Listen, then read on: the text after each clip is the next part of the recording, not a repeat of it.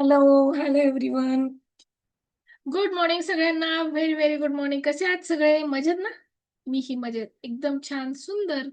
आणि आजच्या आपल्या या चिंता सोडा सुखाने जगा या जर्नीमध्ये तुम्हा सर्वांचं मनापासून खूप खूप स्वागत, धन्यवाद, शुक्रिया, मेहरबानी. Thank you thank you thank you thank you so much सर्वांना. आजचा आणखी एक दिवस सगळ्यांसाठी मिळालेला आहे, त्यासाठी परमेश्वराचे आपण धन्यवाद देऊया. खूप खूप धन्यवाद नारायण, तुम्ही आजचा आणखी एक दिवस आम्हाला जगण्यासाठी दिलात, त्यासाठी. ब्रह्मांडातून येणारी ऊर्जा, पॉझिटिव्ह ऊर्जा, स्पिरिच्युअलिटी ही आमच्या सहस्रार चक्रातून संपूर्ण सातही चक्रांमध्ये, म्हणजे आज्ञाचक्र, थ्रोट चक्र, हृदय चक्र, मणिपूर चक्र, स्वादिष्टान चक्र, मूलाधार चक्र आणि माझ्या शरीरातील एक एक थेंबापर्यंत, नसानसापर्यंत पोहोचवण्यासाठी खूप खूप धन्यवाद. खूप खूप धन्यवाद. आपण आपल्या आई वडिलांना देऊया की त्यांच्या कृपेनेच, त्यांच्या आशीर्वादाने आपण या जगामध्ये आलोत. खूप सुंदर आयुष्य जगण्यासाठी दिलं, त्यासाठी खूप खूप धन्यवाद. शिक्षण दिलं, उच्च शिक्षण दिलं, नोकरीला लावलं, लग्न लावली, नातवंड खेळवली, आपल्या सगळ्यांच्या मुलांना त्यांनी सांभाळलं, भरभरून प्रेम दिलं. खूप खूप धन्यवाद आई, यांना तुम्हाला खूप खूप धन्यवाद. तुमच्या कृपेने, तुमच्या आशीर्वादाने मला पोलीस खात्यात नोकरी मिळाली, त्यासाठी खूप खूप धन्यवाद. महाराष्ट्र सरकारला खूप खूप धन्यवाद की त्यांनी त्यांच्या कृपेने, त्यांच्या आशीर्वादाने, महाराष्ट्र सरकारने मला दरमहा गेले 21 वर्ष भरभरून पगार दिला, त्यासाठी शतशत धन्यवाद. कारण त्यांच्याच कृपेने माझं कुटुंब चालतंय आणि माझ्या कुटुंबातील प्रत्येकाच्या इच्छा पूर्ण होतात, त्यासाठी खूप खूप धन्यवाद. खूप खूप धन्यवाद देऊयात आपण आपल्या शरीरातील प्रत्येक एका अवयवाला, की त्या आपलं संपूर्ण शरीर निरोगी, निरामय, नित्यानंद आहे आणि त्यामुळेच आपण निरोगी जीवन जगत आहोत, त्यासाठी खूप खूप धन्यवाद. पंचतत्वांना खूप खूप धन्यवाद. आकाश तत्वाला मनापासून खूप खूप धन्यवाद की आपल्याला या जगामध्ये स्पेस देण्यासाठी खूप खूप धन्यवाद.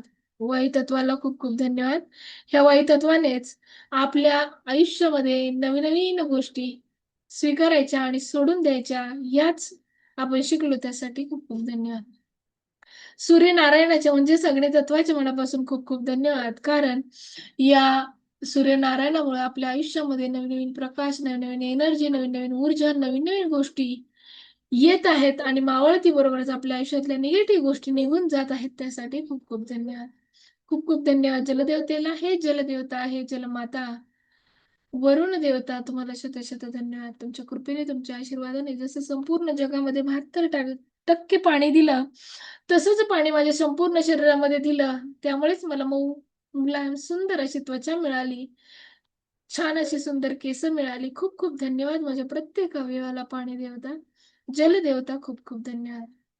धरती मातेचं नतमस्तक होऊन धन्यवाद व्यक्त करायचे, आभार मानायचे की हे धरती माते, तुझ्या अंगा खांद्यावर मी खेळून चालू शकते, फिरू शकते, नाचू शकते, दौडू शकते, पोहू शकते, डोंगर दऱ्या चढू शकते. खूप खूप धन्यवाद तुझे, खूप खूप धन्यवाद धरती माते. तुझ्या कृपेने, तुझ्या आशीर्वादाने मला खूप सुंदर, खूप स्वादिष्ट, चविष्ट असं जेवण, अन्न तुझ्याच कुशीतून मिळतंय, त्यासाठी तुझे खूप खूप धन्यवाद. खूप खूप धन्यवाद देऊया रोंडा बनला, ज्यांनी हे मॅजिक बुक पाठीमागचं जे आपण केलं ते आपल्याला दिलं, त्यासाठी खूप खूप धन्यवाद. आणि आजचं हे पुस्तक चिंता सोडा सुखाने जगा, या लेखकाला डेल कार्नेगी यांना खूप खूप धन्यवाद. माझ्या लाईफ मध्ये हे पुस्तक आणलं एफएफसी क्लबने, त्या एफएफसी क्लबला मनापासून खूप खूप धन्यवाद, शुक्रिया, मेहरबानी, धन्यवाद. Love you lot, love you lot, love you lot. चला तर मग आज आपण स्क्रीन शेअर करूया, की जेणेकरून आपण ह्या पुस्तकामध्ये नवीन काय पाहणार आहोत.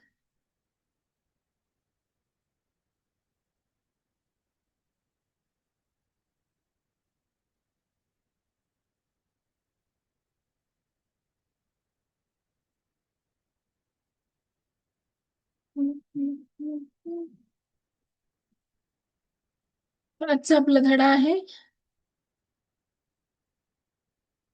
चिंतादायी परिस्थितीवर मात करण्याचे उपाय.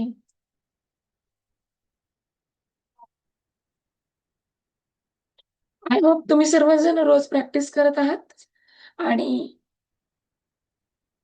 तुमच्या आयुष्यामध्ये रोज नवीन नवीन गोष्टी घडत आहेत, त्यासाठी तुम्ही सर्वांनी मनापासून प्रॅक्टिस करणं गरजेचं आहे. चला तर मग आपल्या ह्या 2 नंबर धड्याला आपण सुरुवात करूया की नेमकं काय आपल्याला लेखकाने सांगितलेलं आहे. डेल कार्नेगी चिंता सोडा सुखाने जगा या पुस्तकामध्ये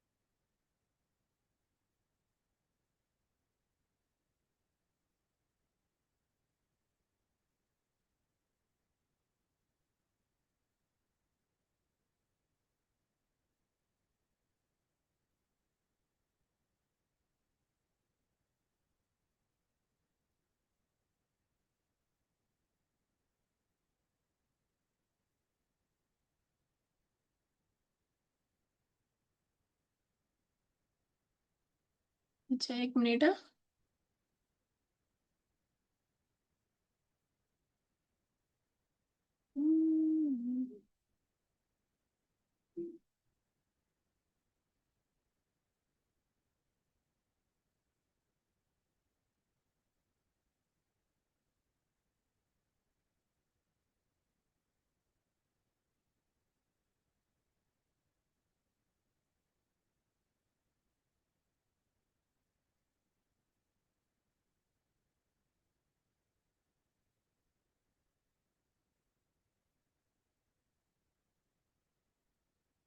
एकच मिनिटामध्ये आपण सुरू करूयात.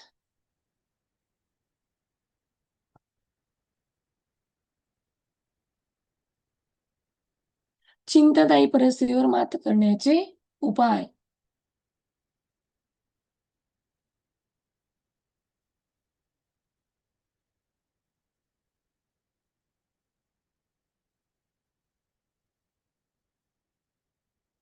जे झाले त्याचा स्वीकार करा, कारण घडून गेलेल्या घटनांचा स्वीकार करणे हेच कोणत्याही दुर्दैवाच्या परिणामातून बाहेर पडण्यासाठीचे पहिले पाऊल असते, असं विल्यम्स जेम्स यांचा वेलकोट आहे. या डेल कार्नेगी यांच्या चिंता सोडा सुखाने जगा या पुस्तकामधला हा पहिला वेलकोट आहे, विल्यम जेम्स यांचा. तो आपण खूप छान पद्धतीने पाहिला. त्यानंतर पहिला टप्पा काय आहे? मी न घाबरता प्रामाणिकपणे स्थितीचे विश्लेषण केले आणि अंदाज लावला, की या अपयशाचा परिणाम म्हणून माझ्या बाबतीत वाईटात वाईट होऊ शकते. म्हणजे प्रश्नचिन्ह आहे बघा, वाईटात वाईट काय होऊ शकते? दुसरा टप्पा काय म्हटलेला आहे? तिसरा टप्पा काय म्हटलेला आहे? त्यानंतर मी माझी सर्व ऊर्जा आणि सर्व वेळ त्यामध्ये वाईटात वाईट परिस्थिती कशी सुधारता येईल यावर शांतपणे खर्च करण्याचे ठरवले. यातील वाईटात वाईट स्थिती मी मानसिक पातळीवर आधीच स्वीकारली होती. अशा प्रकारे लेखकाने खूप सुंदर अशा पद्धतीने आपल्याला हा वेल आणि हा जो धडा आहे, खूप छान पद्धतीने समजून सांगितलेला आहे. याच्यामध्ये मला ज्या गोष्टी समजल्या, त्या मी तुम्हाला सांगते.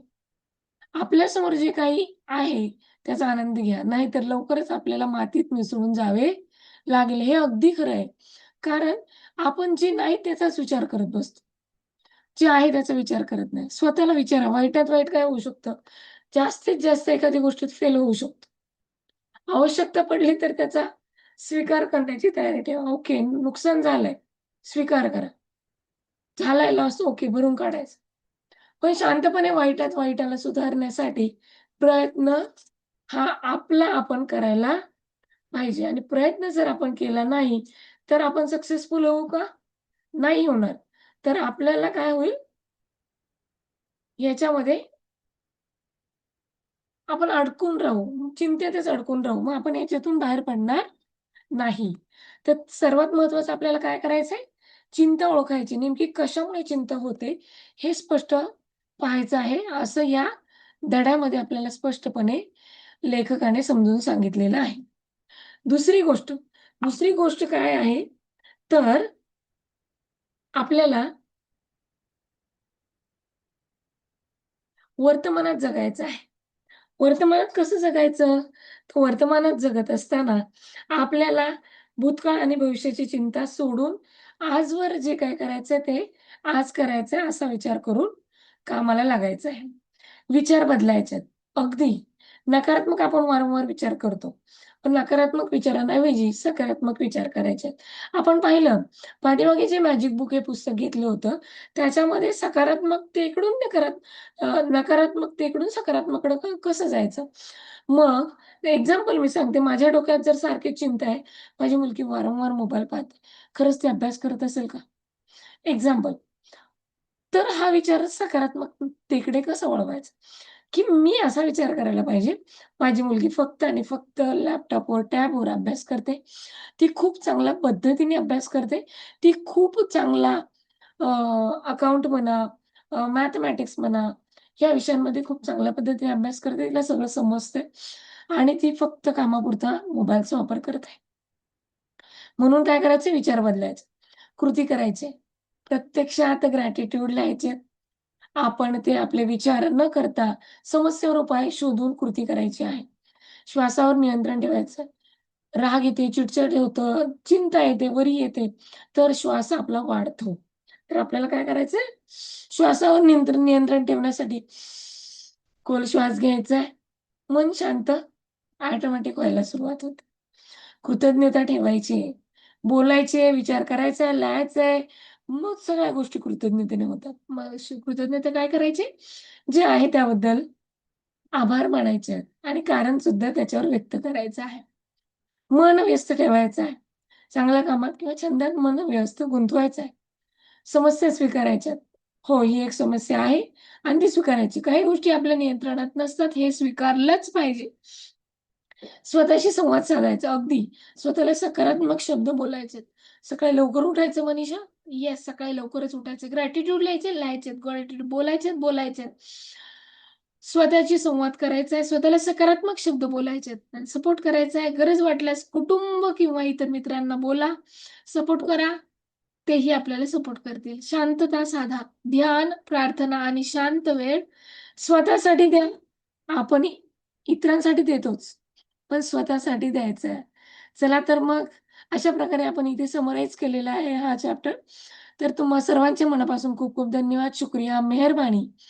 I love you like you respective, love you like you respective, love you like you respective. चिंता सोडा, सुखाने जगा. चला तर मग bye bye. Have a nice day. Good day.